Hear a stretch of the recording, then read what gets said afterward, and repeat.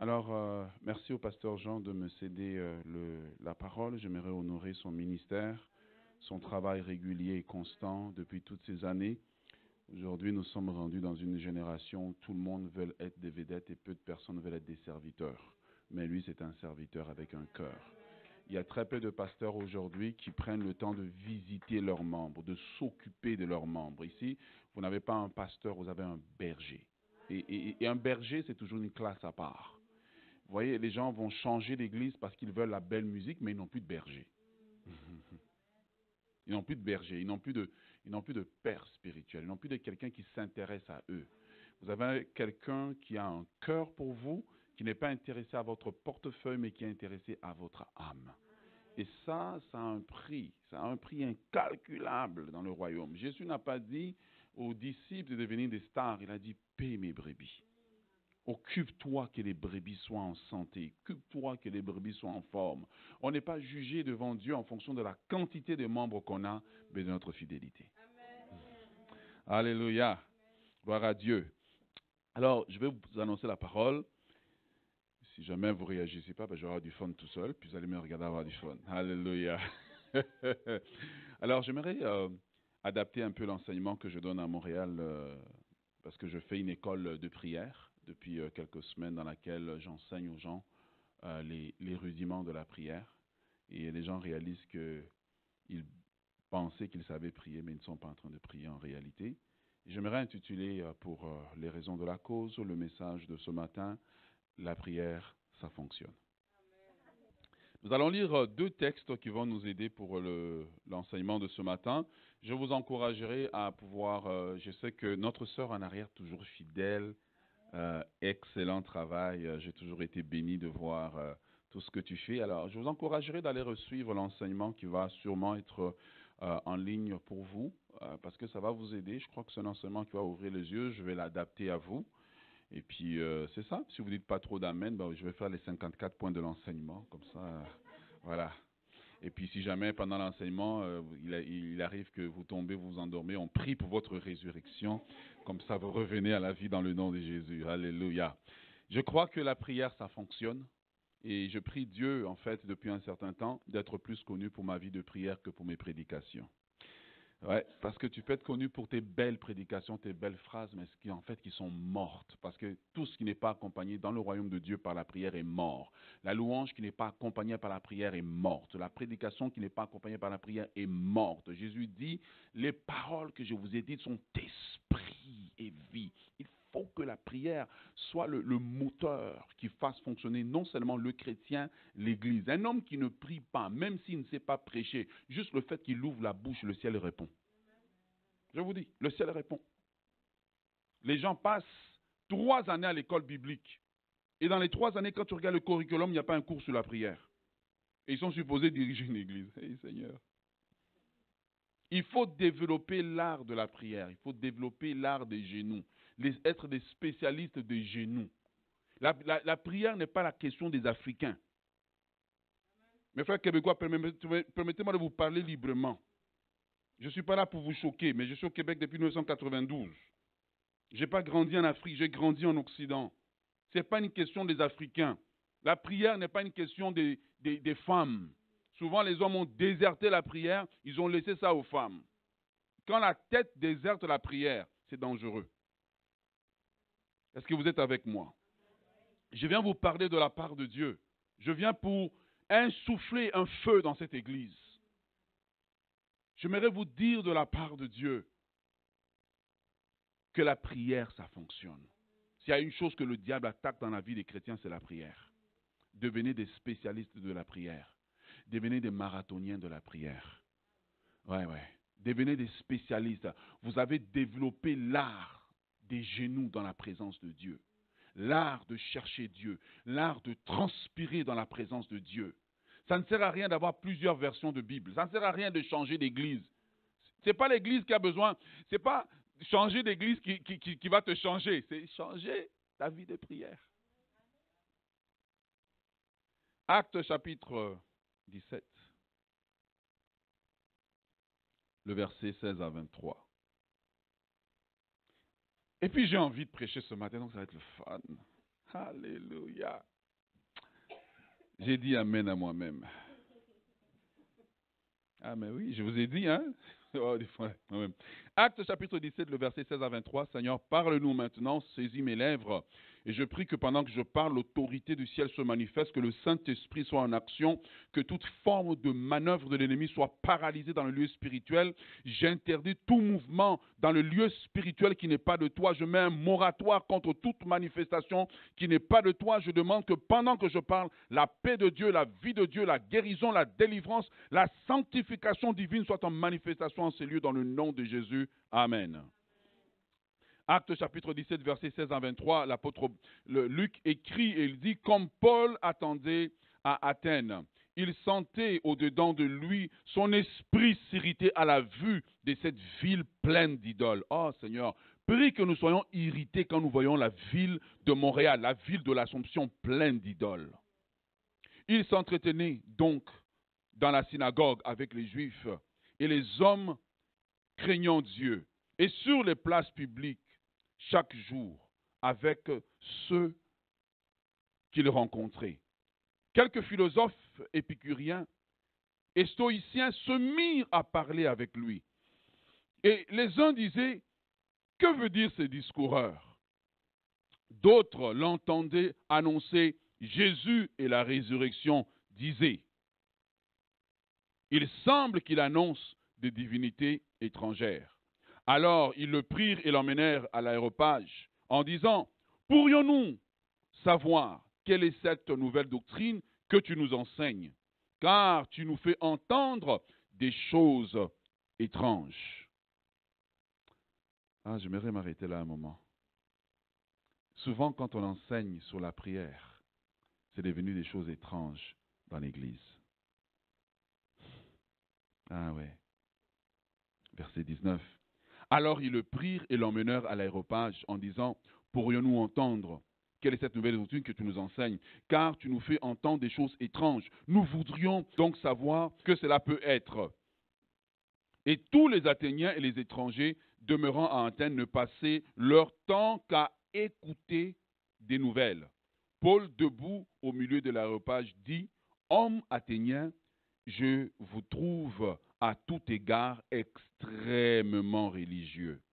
Car en parcourant votre ville et en considérant les objets de votre dévotion, j'ai même découvert un autel avec cette inscription à un Dieu inconnu.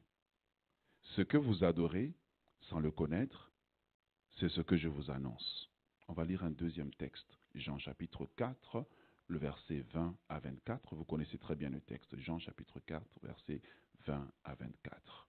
Gloire à toi, Seigneur. La femme samaritaine, celle qui parle, et dit à Jésus, « Nos pères ont adoré sur cette montagne et vous vous dites que le lieu où il faut adorer est à Jérusalem. » Femme, lui dit Jésus, « Crois-moi, l'heure vient où ce ne sera ni sur cette montagne, ni à Jérusalem que vous adorerez le Père. Vous adorez ce que vous ne connaissez pas.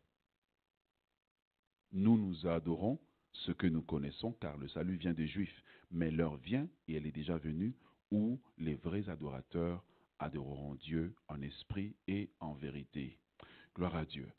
Je pense que vous avez réalisé qu'il y existe une distance d'abord dans le temps entre les deux textes. Le premier texte que nous avons lu, c'est Luc qui écrit dans les livres des Actes, qui rapporte le voyage missionnaire de Paul et une situation dans laquelle Paul s'est retrouvé qui n'est pas différente à la situation d'aujourd'hui où beaucoup de gens sont religieux, mais le point commun entre les deux textes, c'est que et les Athéniens et les Samaritains, personne ne connaissait Dieu. Ils adoraient ce qu'ils ne connaissaient pas.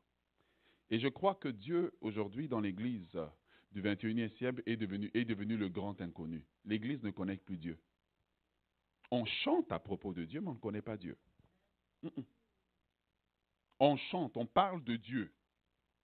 Mais Dieu, on ne le connaît plus. Rares sont les gens qui connaissent Dieu. Rares. On a des informations sur Dieu, mais on ne connaît pas Dieu. Est-ce que vous voyez la différence? On a des informations. On sait que Dieu est bon. On sait que Dieu est le Créateur. mais on ne connaît pas. On n'a pas une expérience d'une intimité de le connaître. Est-ce que vous me comprenez? Et Paul dit aux Athéniens, vous êtes religieux. Mais vous êtes tellement religieux que vous adorez ce que vous ne connaissez pas. Est-ce que peut-être spirituellement, sur les murs de nos églises, il n'est pas écrit à un Dieu inconnu? Est-ce que nous ne sommes pas devenus comme Samson, qui ne savait pas que Dieu l'avait quitté? Et si on regardait Samson, peut-être dans son cœur, c'était écrit à un Dieu inconnu. Dieu est-il devenu inconnu de l'Église? Ou nous sommes devenus tellement religieux que nous venons simplement parce qu'il faut venir, parce que c'est ce qu'il faut faire, parce que c'est ce qu'on nous a enseigné, mais on ne connaît plus Dieu. Et ceux qui disent qu'ils connaissent Dieu, et ceux qui sont dans la chair, et ceux qui sont dans les bancs, et ceux qui conduisent la louange, Dieu est devenu inconnu.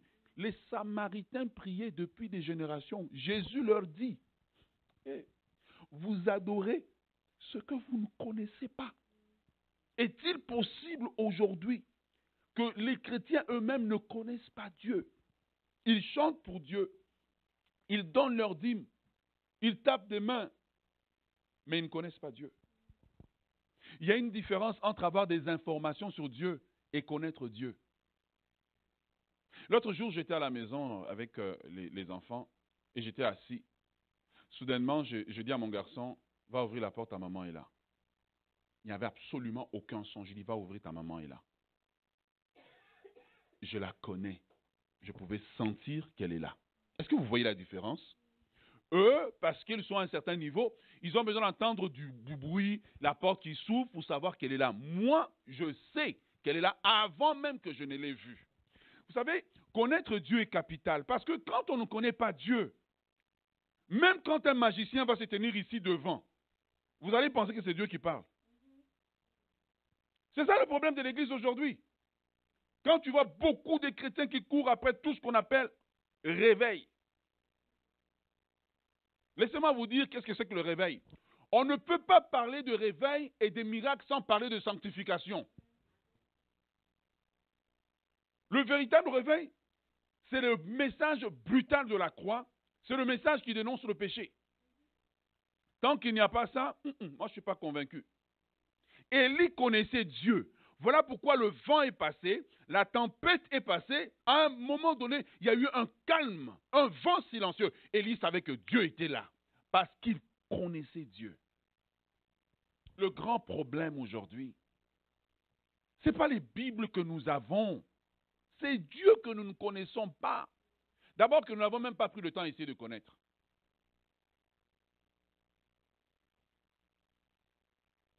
Est-ce que vous êtes avec moi ce matin? Paul dit, le grand problème de toute une ville, c'est qu'il y a un autel à un Dieu qu'ils ne connaissent pas. Jésus dit aux Samaritains, toute une ville, il leur dit, vous adorez ce que vous ne connaissez pas. Il ne leur dit pas que c'est mauvais qu'ils adorent. Ce n'est pas ça le problème. Il dit la problématique, c'est que vous adorez, mais vous n'avez pas pris le temps de connaître celui que vous adorez. Élie pouvait reconnaître la voix de Dieu et sortir. Moïse, à la montagne, pouvait savoir que le bruit dans le camp d'Israël n'était pas un bruit de victoire. Connaître Dieu vous donne des avantages. Vous pouvez anticiper des choses. La plus grande priorité que vous devez avoir dans votre vie, c'est connaître Dieu.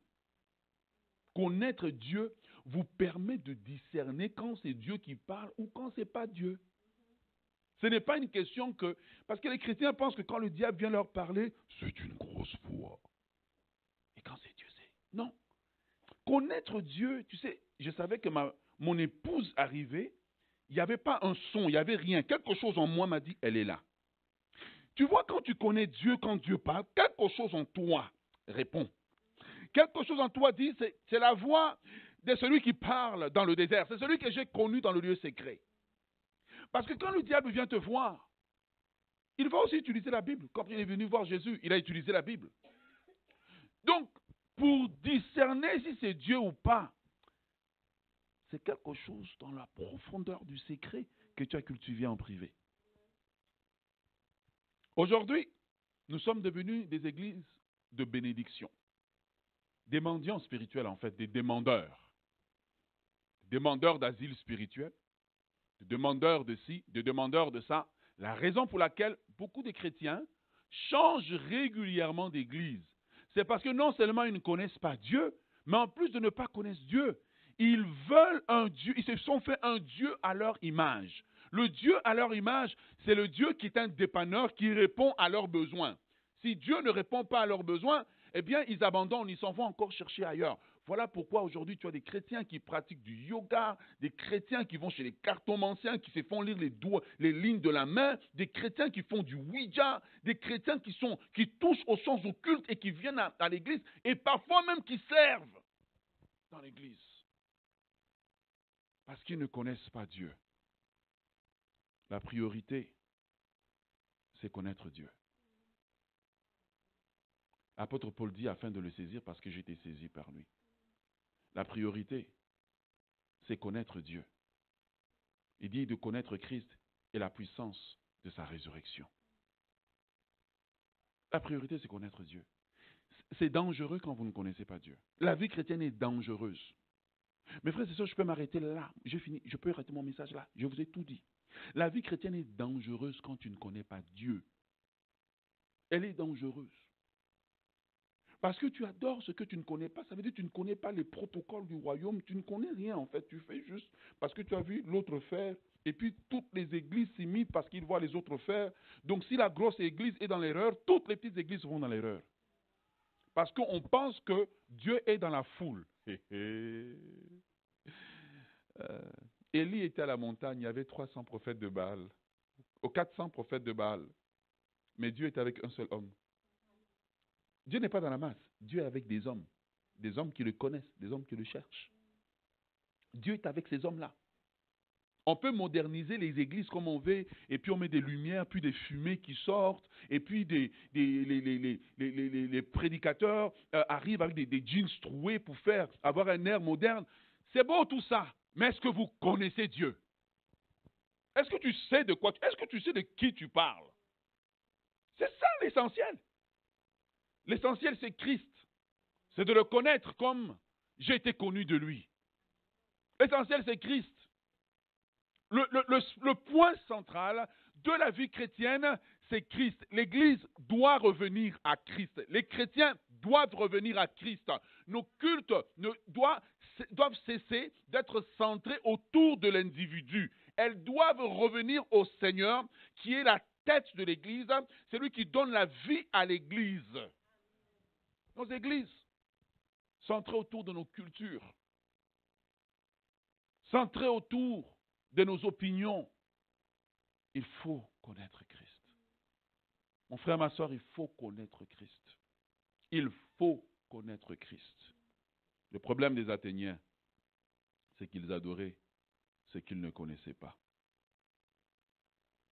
Vous savez, dans 1 Chronique, chapitre 28, le verset 9, David donnait un conseil à Salomon. 1 Chronique, chapitre 28, 9, il dit « Et toi, Salomon, mon fils, connais le Dieu de ton père. » C'est bizarre. Salomon est installé roi. David avait plusieurs conseils à lui donner. Voici comment administrer le pays. Ça, c'est un bon conseil, n'est-ce pas? Voici comment faire la guerre. David était un homme de guerre, n'est-ce pas? Mais regardez, David délaisse les choses temporelles. Il dit à Salomon, si tu connais Dieu, tu assures ta réussite. Si tu connais Dieu. Oh, nos églises avec leurs techniques, avec nos musiciens qui peuvent jouer, tu as l'impression que le ciel descend. C'est juste de l'émotion quand on ne connaît pas Dieu. Quand ceux qui prêchent, ceux qui dirigent, connaissent Dieu, quand ils ouvrent la bouche, il y a des guérisons, il y a des délivrances. Vous sentez derrière sa parole qu'il y a comme quelque chose de spécial. Il dit la même chose que tout le monde, mais ce n'est pas la même chose. Connaître Dieu. Connaître Dieu doit devenir la passion du chrétien. Cessez de prier pour vos... Enfin, je vais le dire autrement pour que vous n'ayez pas été mal interprété. Vous voyez, nos prières sont axées autour de nos besoins. Donne-moi, fais pour moi, et puis fais ci. Ce n'est pas mauvais. Mais quand nos prières, c'est ça l'essentiel de nos prières en fait, c'est que la prière devient un moyen. Tu sais, quand tu rentres dans la prière et puis tu chantes, etc., si jamais tu pries, parce que beaucoup de chrétiens ne prient plus aujourd'hui. Je pense que votre silence est une approbation. Ok. Beaucoup de chrétiens ne prient plus aujourd'hui. Ils se pointent seulement le dimanche, mais ils veulent beaucoup d'onction dans l'église. Mais eux-mêmes, ils ne prient pas. Lorsque vous priez, lorsque vous allez dans la prière, et que votre priorité n'est pas de connaître Dieu, vous savez qu'est-ce que vous allez faire dans la prière? En fait, vos prières deviennent des séances de manipulation de Dieu. Vous manipulez. En fait, vous allez prier. Quand vous chantez, vous chantez pour attirer l'attention de Dieu.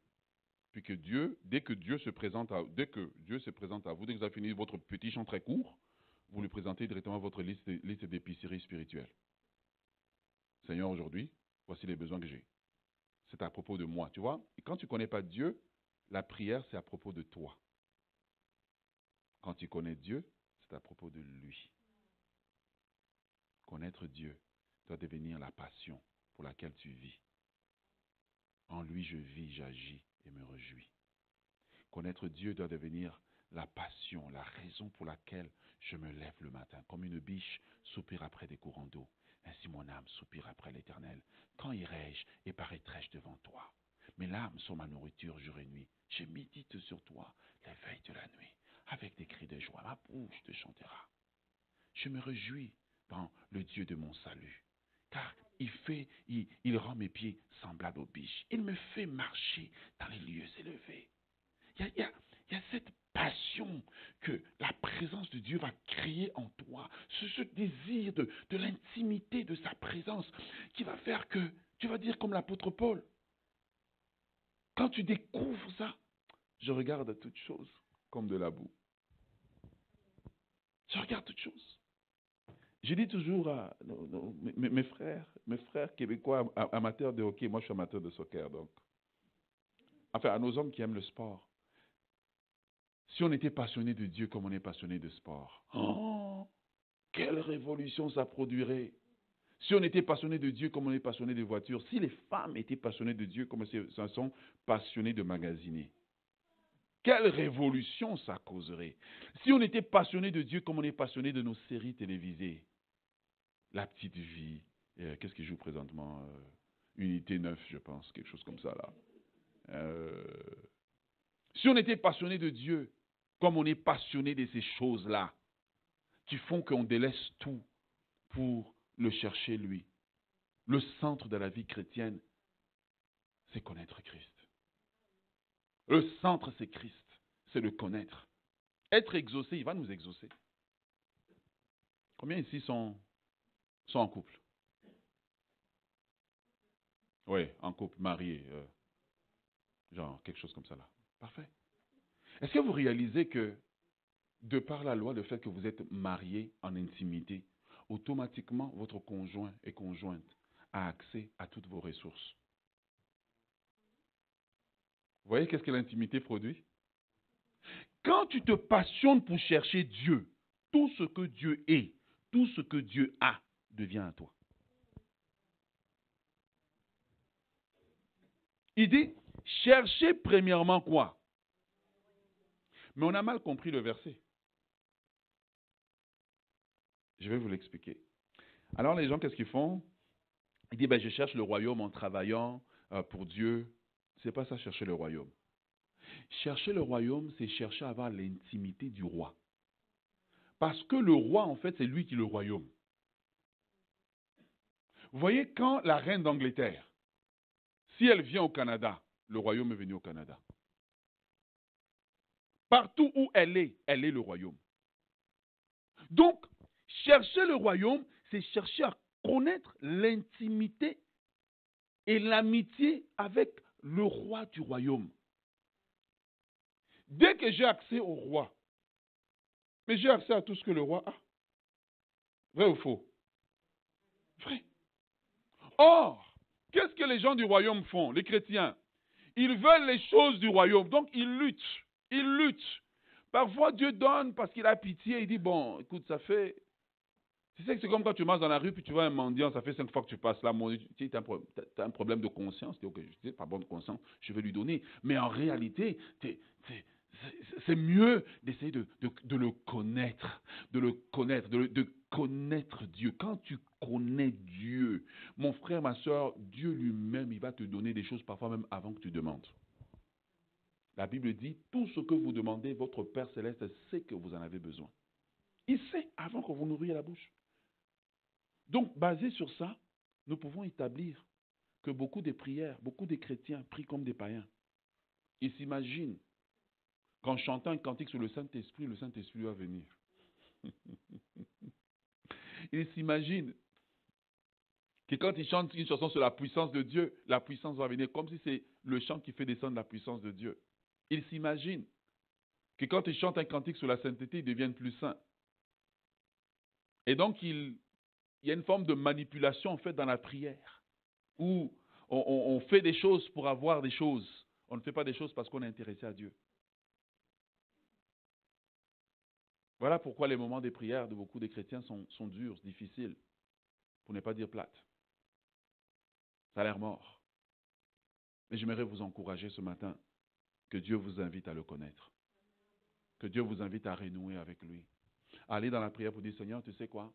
Tu sais de toute façon, la parole de Dieu nous dit, au psaume, je pense, 139, il dit, Éternel, tu me sondes et tu me connais. Tu sais quand je me couche et quand je me lève. La parole n'est pas encore dans ma bouche que déjà tu la connais. Où irai-je et loin de toi? Où fuirai-je loin de ta face? Si je prends les ailes de l'aurore et que je m'enfuis aux extrémités de la terre, déjà là, tu me connais, tu me vois déjà. Donc, avant que je n'ouvre la bouche, Dieu le sait. Il connaît mes besoins. Donc, ma priorité doit être de le connaître. Parce que quand je le connais, je deviens son intime. Alors, Dieu peut me dire, comme il a dit à Abraham, cacherai-je ce que je vais faire à Abraham? Celui qui connaît Dieu rentre dans le secret de Dieu. Mais quand je rentre dans le secret de Dieu, est-ce que Dieu peut me priver de ce dont j'ai besoin? Non, il va s'occuper de moi. Il va s'occuper de moi. Et l'Église a perdu l'essence.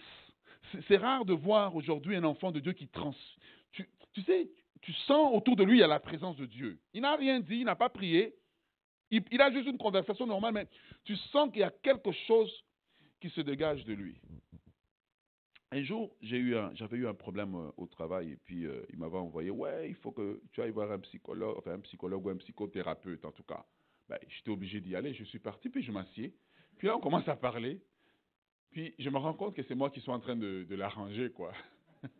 Et puis il me dit, c'est bizarre, pendant que tu parles, il y a comme une force qui sort de toi. Je dis, ah bon? Et, voyez, je n'ai pas prié, mais quelque chose se dégage de toi. Celui qui connaît Dieu dans l'intimité transporte la présence de Dieu. Il devient sur la terre le tabernacle. Il devient le lieu d'habitation de Dieu. Oui, la Bible dit que nous sommes le temple du... Et les chrétiens aiment dire ça. Nous sommes le temple du... Mais est-ce que le Saint-Esprit est dans son temple? Être le temple, c'est une chose. Mais est-ce que le Saint-Esprit, est-ce que le temple que nous sommes est le lieu d'habitation du Saint-Esprit? Parce que le livre d'Ézéchiel nous montre plusieurs fois. La Bible nous montre même plusieurs fois que la gloire de Dieu a quitté le temple de Jérusalem. Dieu n'était plus là. Mon frère, ma soeur, connaître Dieu est la priorité. Et ça, c'est le message que je veux prêcher aux chrétiens. Que ce soit un message que les gens trouvent intéressant, qu'ils haïssent le message, qu'ils le trouvent plat, je veux le prêcher parce que c'est ça que Dieu veut que le peuple entende. Il faut que nous revenions à Dieu. Il faut revenir à Dieu. Il faut le chercher. La Bible dit dans le livre de Joël, je pense au chapitre 2, il dit publiez un jeûne. Publiez un jeûne. Il dit que entre le portique et l'autel, que les sacrificateurs pleurent, qu'ils cherchent Dieu, qu'ils cherchent Dieu, qu'il désire Dieu. Qu'il désire Dieu. David dit, j'espère en toi comme les gardes espèrent que le matin va arriver. C'est quand la dernière fois que ton cœur a battu pour Dieu, juste passion pour Dieu, que ton cœur était juste passionné de Dieu. C'est quand la dernière fois? Un culte, ce n'est pas des gens qui chantent, d'autres qui sont devant et qui attendent que ça finisse. Un culte, c'est des cœurs qui explosent, c'est les cœurs des amoureux qui explosent dans la présence de Dieu. Ils n'ont pas besoin qu'on attende, qu'on dise, mais ça c'est le moment de chant, ça c'est le moment de prier. Leur cœur, juste littéralement, explose devant Dieu parce que quand ils entendent le son de la guitare, quelque chose en eux vibre, quelque chose veut répondre à celui qu'ils ont connu dans l'intimité. La véritable adoration, vous voulez ma définition? La véritable adoration, ce n'est pas chanter. La véritable adoration, ce n'est pas taper des mains. La véritable adoration, c'est offrir ma vie en sacrifice. C'est ma vie que je mets à l'autel. Donc, par cette définition, beaucoup de choses qu'on appelle adoration, ce n'est pas l'adoration. C'est du bruit. La véritable adoration, Romains 12:1, offrez vos membres. Offrez-vous. Ça veut dire que quand je m'offre, quand j'arrive dans l'adoration, me mettre à genoux devant Dieu est un geste naturel. Taper des mains est un geste naturel. Je n'ai pas besoin qu'on me motive. Imagine-toi. C'est votre épouse à côté? La soeur, c'est votre épouse? Oui, vous êtes marié? Ok. Imagine-toi, tu es avec ton mari. Et puis son ami est obligé de lui dire, dis à ta femme qu'elle est jolie. Dis à ta femme qu'elle est... Est-ce que vous avez trouvé cet homme-là normal? Mais vous vous imaginez que pendant nos cultes, on est obligé de vous dire, tapez des mains pour Dieu, levez les mains, dites un mot de prière à Dieu. C'est la même chose qu'on est en train de faire. Et ça, c'est des preuves qu'on ne le connaît pas. Parce que si on le connaîtrait, on serait comme David qui dit, je suis dans la joie quand on me dit. Sa joie n'est pas quand il est dans la maison. C'est simplement quand on lui dit. Alors dans la maison de l'Éternel, son cœur est déjà dans la joie, comme un fiancé qui va rencontrer sa fiancée. Il est déjà dans la joie. Il dit, oh mon Dieu, il faut que je mette le meilleur parfum, il faut que je mette le meilleur habit, il faut que je mette la meilleure chaussure. Mon Dieu, qu'est-ce que je vais lui apporter? Son cœur bat. Il n'a pas encore vu, mais son cœur est déjà en train de battre. Il dit, oh, je vais la voir. Et tu vois, quand il vient voir sa fiancée, donner n'est pas un fardeau pour lui. Donc il n'a pas besoin qu'on l'exhorte. Donner, ce n'est pas un fardeau pour lui. Il donne parce qu'il aime. Et parfois, s'il était comme nous à l'époque, il va tout donner, trouver une excuse, et puis il n'a plus de carburant pour rentrer, puis il va s'arranger et emprunter à un ami parce que je donne parce que j'aime. Dans l'adoration, j'ouvre ma bouche parce que je contemple sa beauté dans mon esprit. Et c'est là, tu vois, quand je commence à te donner tous ces genres d'exemples, c'est là qu'on réalise que Dieu est devenu l'inconnu dans l'Église. Mon frère, ma soeur, il est important de connaître Dieu. Si vous ne connaissez pas Dieu, la vie chrétienne va être difficile. Elle va être difficile. La raison pour laquelle la vie chrétienne est difficile pour beaucoup de chrétiens, c'est parce qu'ils ne connaissent pas Dieu. Donc, ils se retrouvent dans une situation, et je vais simplifier l'enseignement. Tu pries, et Dieu ne t'exauce pas. Seigneur, je veux une voiture, et Dieu ne te donne pas la voiture. Toi, tu ne connais pas Dieu, et dans ta conception, Dieu est un Dieu qui doit te donner, parce qu'il a dit, demandez et on vous donnera. Donc, Dieu ne te donne pas. Et là, comme Dieu ne t'a pas donné, tu revis l'histoire de Ève dans le jardin d'Éden. Satan vient te voir, il te dit, Dieu est-il réellement aussi bon qu'il le dit?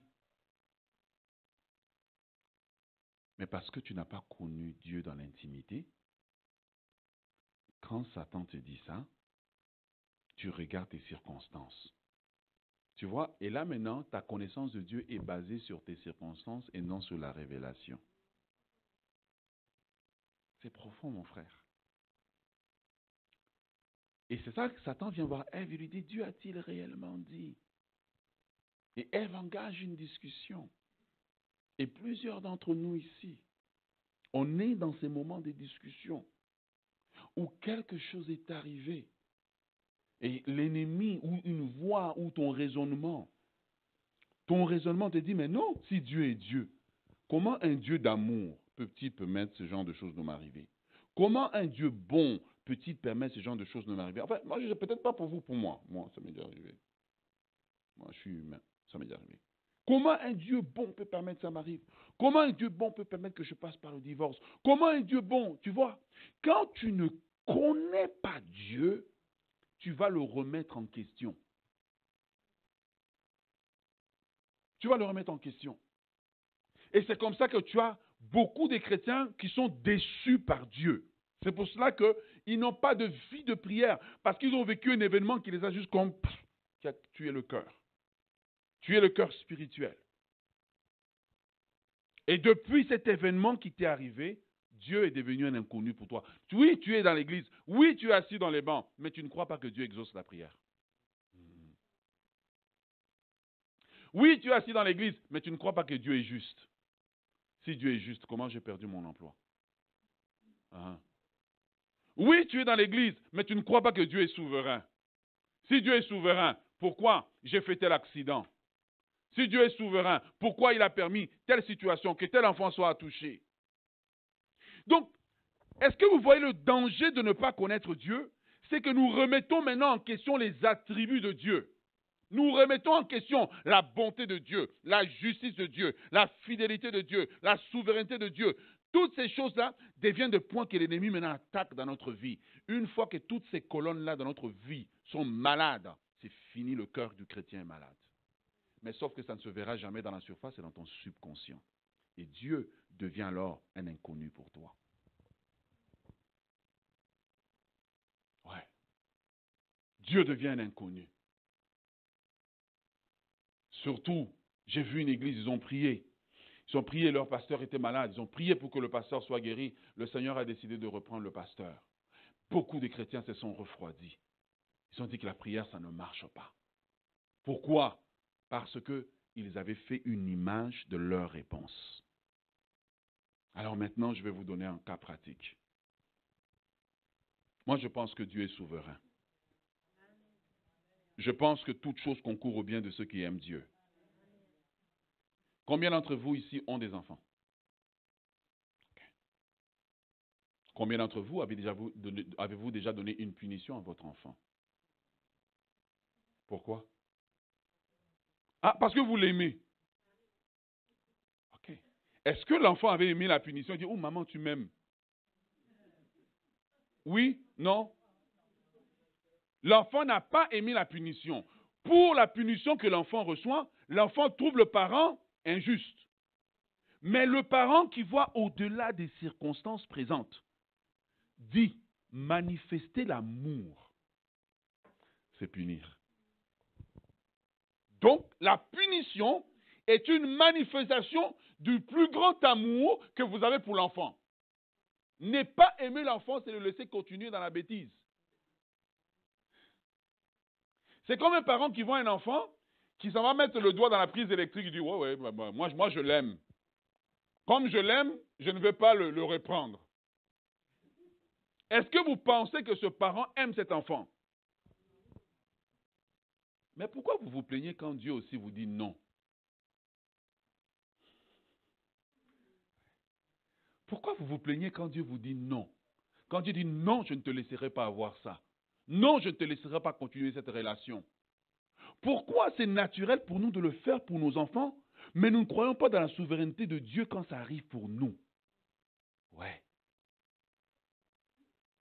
Tu vois, on est prêt à le faire pour nos enfants, pour les protéger. Mais qui ne te dit pas que dans ce que Dieu a dit non, il t'a protégé? Tu vois? Et je termine par là ce matin. Joseph était en Égypte. La plus grande bénédiction qui pouvait lui arriver, c'était que ses frères le jettent dans le puits. Est-ce que c'était juste? Est-ce que c'était juste? Mais c'était la plus grande manifestation de l'amour de Dieu.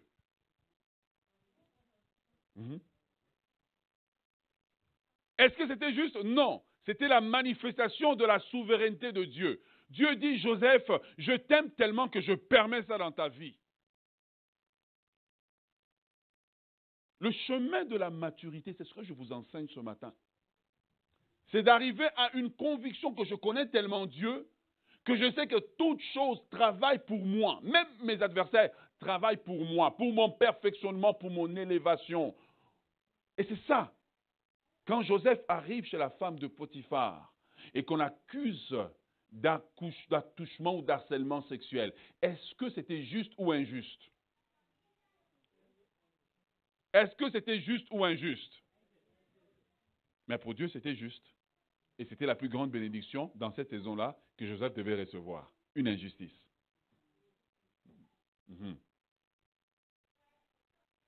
Quand il arrive en prison et qu'il raconte le songe à les chansons Le Panetier et que l'autre s'en va et qu'il oublie Joseph, est-ce que c'était juste ou injuste? Est-ce que vous réalisez que Joseph, pour arriver à être gouverneur d'Égypte, les injustices en fait étaient des bénédictions?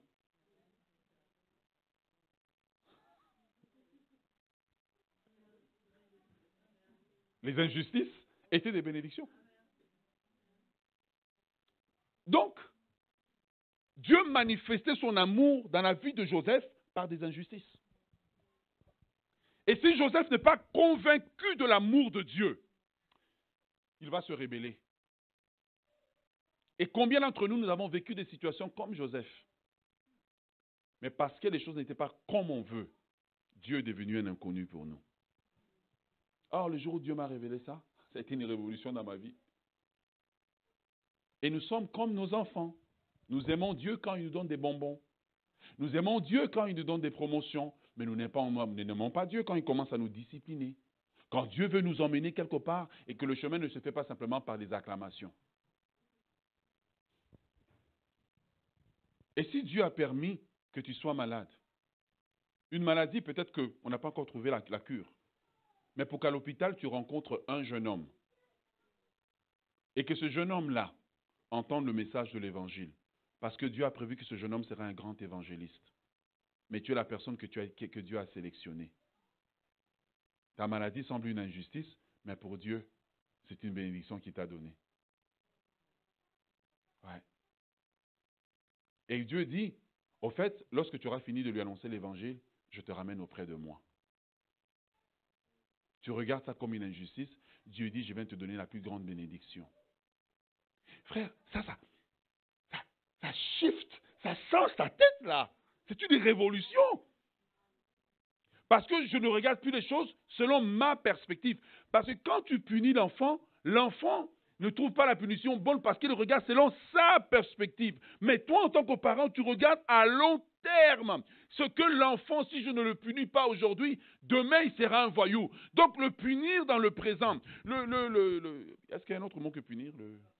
Le reprendre dans le présent, voilà le mot juste. Le reprendre dans le présent, c'est le préserver, c'est garantir son avenir. C'est manifester l'amour. Imagine cette personne, maintenant qui s'en va à l'hôpital, annonce l'évangile à ce jeune homme. Il parle que Dieu est bon, Dieu bénit, Dieu ci, Dieu ça. Et le jeune homme donne sa vie à Christ. Et la personne meurt. Les chrétiens regardent ça et disent, mais non, cette personne-là, Dieu aurait pu la guérir. Dieu dit, non, son temps est fini, je la reprends dans ma souveraineté. Vous savez pourquoi? Je vais vous expliquer la souveraineté de Dieu. Parce que Dieu, dans son temps, avait prévu qu'Ézéchias devait mourir au temps où il devait mourir. Ézéchias est parti pleurer. Quelque part, il a refusé la souveraineté de Dieu. On lui a donné 15 ans. C'était les 15 années les plus mauvaises de sa vie. Dans ce 15 ans-là, il a mis le pays en danger. Dans ce 15 ans-là, ça a fait que le pays s'est mal retourné. Ézéchias s'est détourné de Dieu. Il a ouvert la porte aux Babyloniens qui sont venus. C'est dangereux lorsque le chrétien ne connaît pas Dieu et ne lui fait pas assez confiance pour se soumettre à sa souveraineté. Et le problème de beaucoup de nous aujourd'hui, c'est que Dieu est devenu tellement inconnu que nous nous sommes fait une image taillée de Dieu. Dieu bénit, Dieu donne.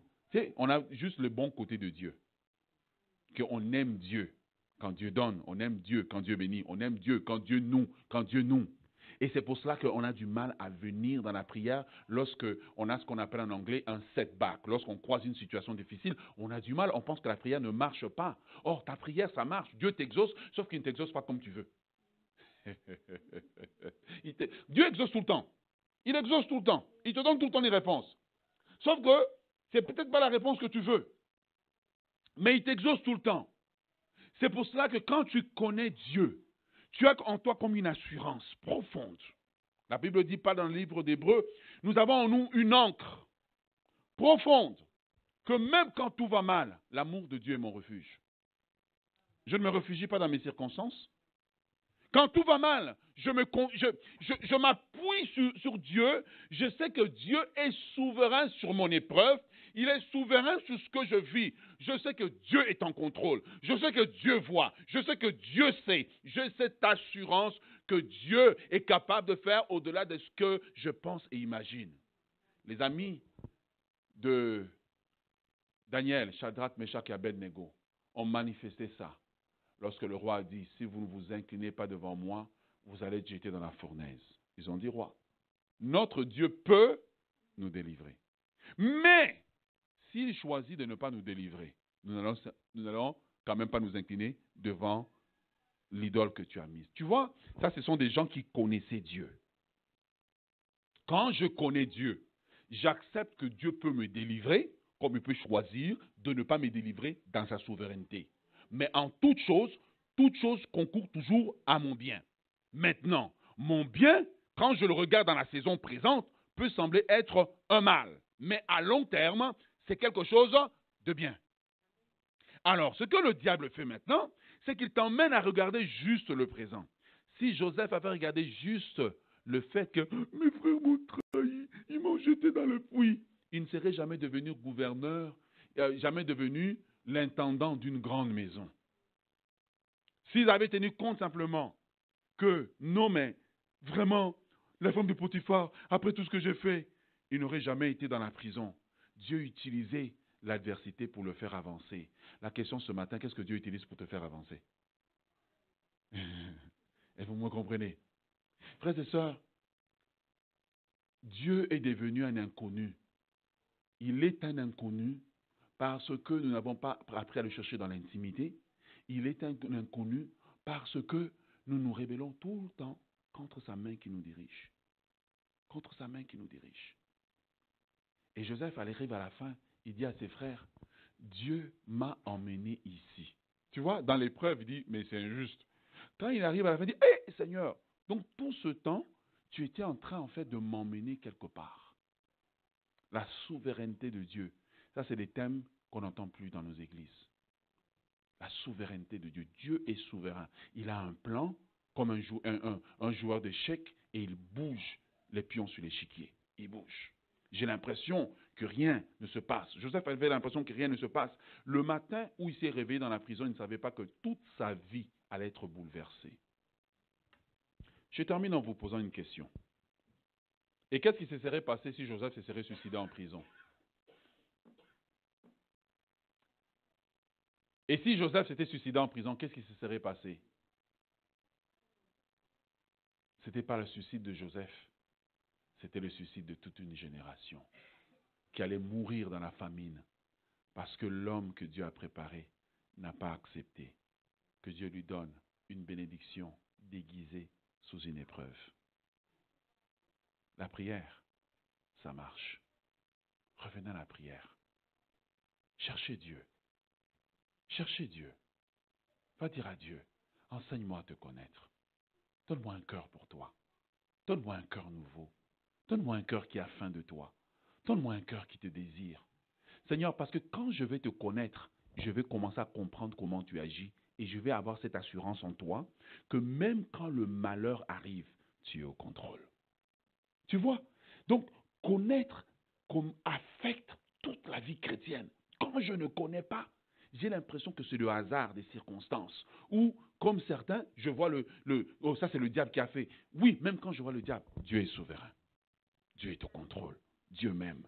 Dieu me protégera. Dieu est au contrôle. Frères et sœurs, il faut que nous puissions revenir au Seigneur. Il faut que nous revenions dans la passion de la prière. Je termine en disant, La prière, ce n'est pas pour les faibles. La prière, c'est pour les gens forts. David était un homme fort, il priait. Daniel était un homme fort, il priait. Abraham était un homme fort, il priait.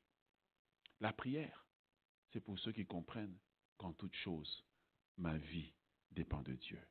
Voulez-vous vous lever? Nous allons faire un moment de prière. J'aimerais prier pour vous.